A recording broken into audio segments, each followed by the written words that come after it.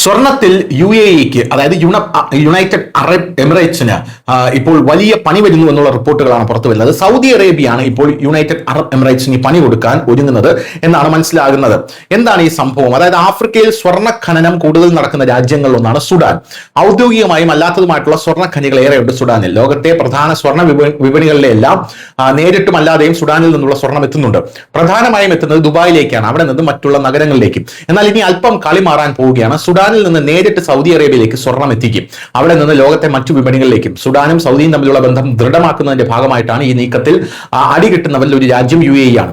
UAE-യുമായി Saudi പല കാര്യങ്ങളും മുടക്കി നിൽക്കുന്ന വേളയിൽ തന്നെയാണ് ഇത് എന്നും എടുത്തു പറയണം.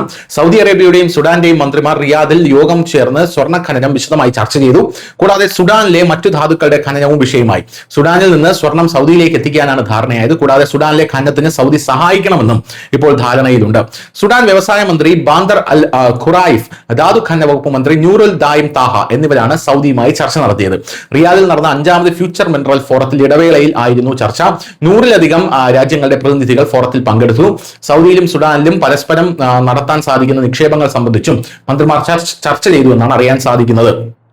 സുഡാൻ ധാതു വിഭവ company director general Mohammed Tahir Umar, Saudi gold refinery company chairman Sulaiman bin Sahiq al Uthain എന്നിവർ തൊട്ടു പിന്നാലെ മറ്റൊരു ചർച്ചയും നടത്തി.